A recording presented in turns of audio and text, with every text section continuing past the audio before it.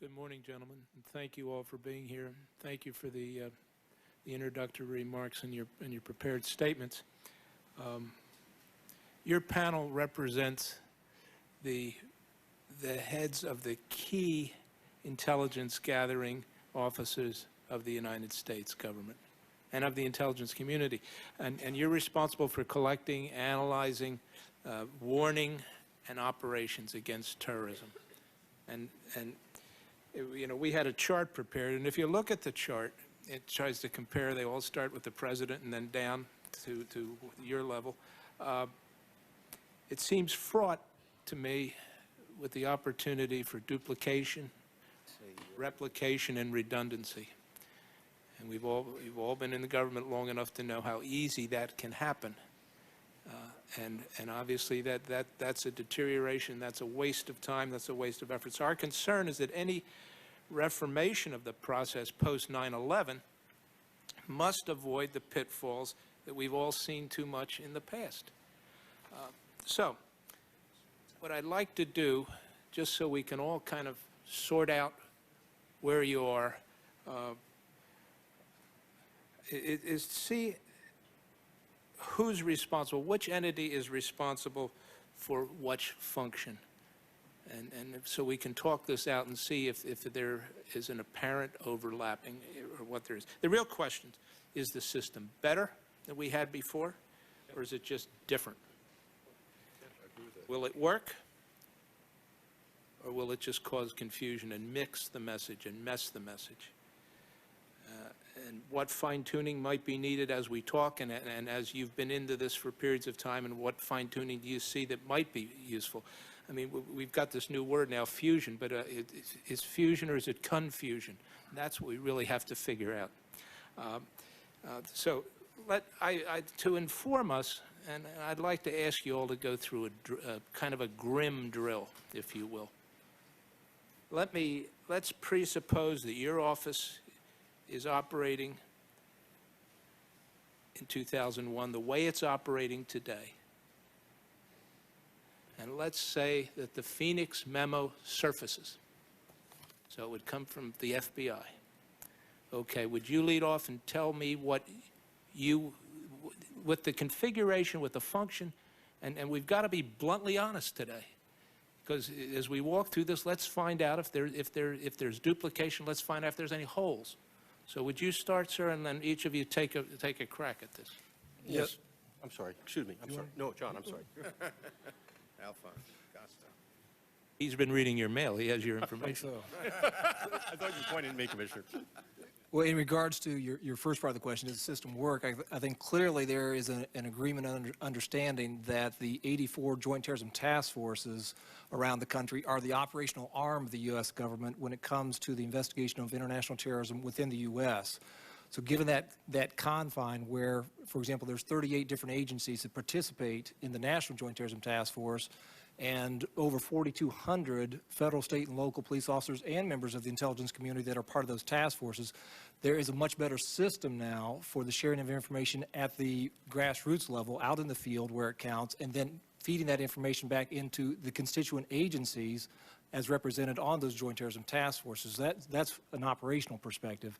When it comes to the Phoenix EC, and I'll start off by saying that clearly that should have been pushed more aggressively, more vigorously, so there would have been a greater recognition of the possibilities. I think the Commission and the American people who are aware of this realize that was a theory that was posited by an astute agent who said this is a possibility. Now we know that the pilots had already received, the 4 pilots had already received their license by that time. The memo came in, and he was looking at schools and universities that addressed or Middle Eastern males may have been conducting flight training or through these schools and universities.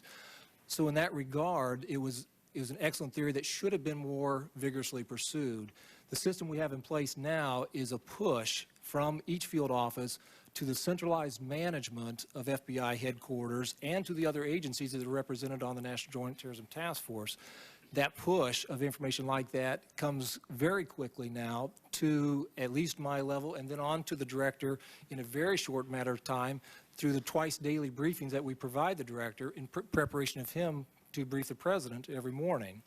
So given that push and the operational aspects that we have implemented, we are in a much better position to take that information.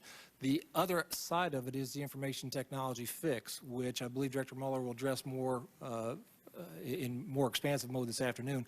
But given the technology fix that is in place, in progress in the FBI now, the visibility of that Phoenix EC would be global in a very short amount of time, as opposed to going to one office, for example, at the headquarters, maybe given to New York because they were heading up the Al-Qaeda investigations.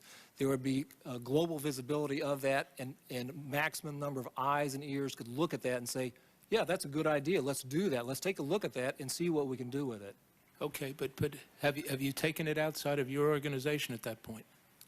Yes, through the JTTFs and the visibility that everybody on the JTTFs has to all those type things. The other aspect is the Terrorist Threat Integration Center, where that information, non-FBI employees have complete access now to, who are members of TTIC, have complete access to all counterterrorism matters of the FBI. So even if an FBI employee did not pick up on that, there's a redundancy built in that the TTIC employees would be able to do that. Okay. Mr. Pavitt. Commissioner, we have placed CIA officers from the Director of Operations primarily into approximately 2/3 of the JTTFs that now exist in the United States. And because of that lash up, we're going to have dialogue real time. And that dialogue real time will see my officers communicating with the FBI and also communicating back with me. Since the 11th, as Ambassador Black mentioned yesterday, we have seen an incredible infusion of dollars and people to do what we're doing. CTC, which is a part of what we do in the operations world, is 3 times larger than it was on the 10th of September. In fact, larger still if you count contractor personnel. The CTC budget since 9/11 has increased 1,000-fold since the 10th of September. And because of that, instead of being only in triage mode, and we are still, given the thrust of what's coming at us, in triage mode, but we are vastly able to make sure that we run everything to ground. The director has invited the commission to come to CIA and to sit in one of our 5 o'clock meetings. Perhaps it's presumptuous on my part, but let me invite you as well. Because what happens at that is the fusion that you talked about. It may look confusing, but it is fusion. That memo, I am certain, would have surfaced, and it would have generated, not because it was necessarily really hard source-specific intelligence, but would have generated a very energetic discussion, and we would have started doing things that we didn't do before. Okay, thank you. General Hughes? In the context of your question, sir, I represent 180,000+ people who are involved in all aspects of this activity. Many of them, by the way, participating members of the JTTF structure.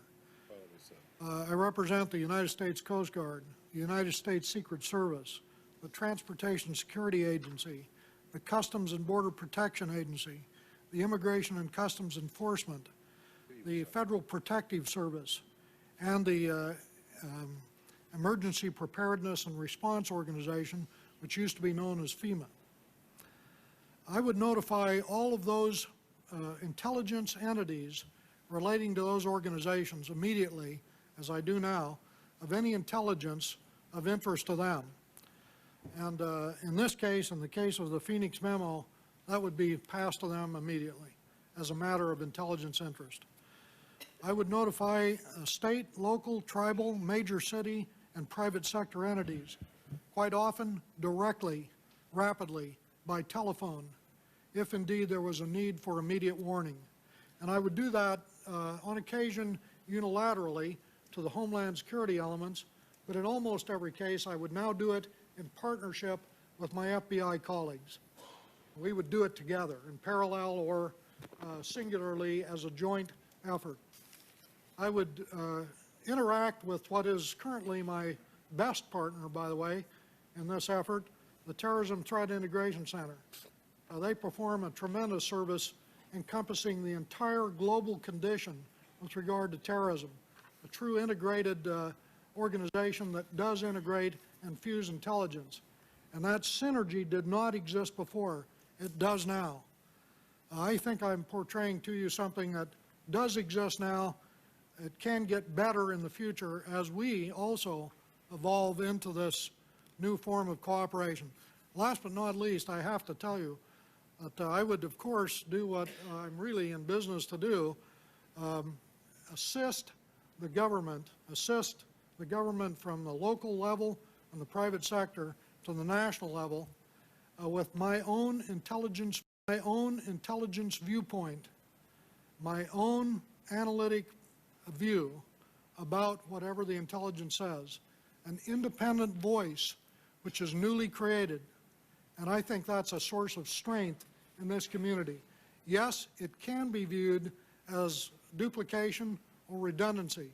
In this case, I would call it necessary, vital, important, and realistic redundancy to represent the domestic condition.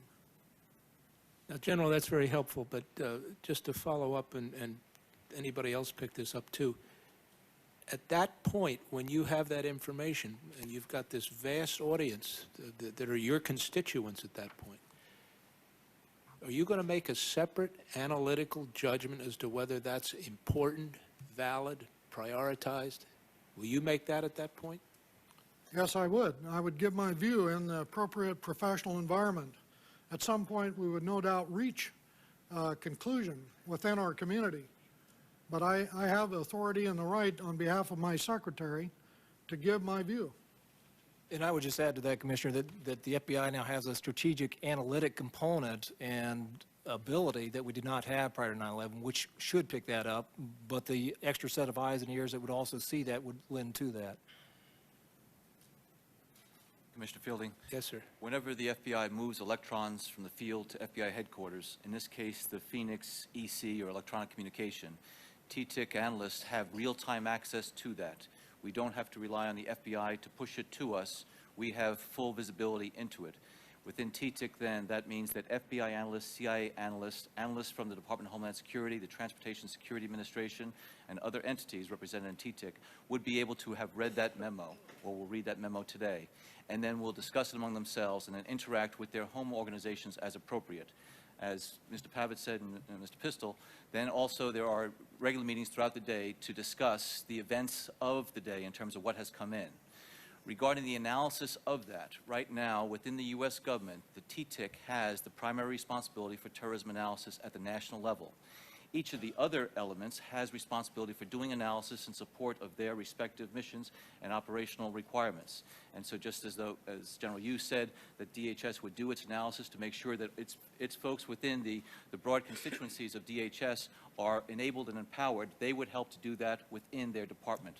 But at a national strategic level, TTIC, representing the partner agencies, does it on behalf of all of them in an integrated, fused fashion. Okay. And do you still have, I hope you have more than 123 people assigned to you these days. Do you have? We have 124. Oh, good.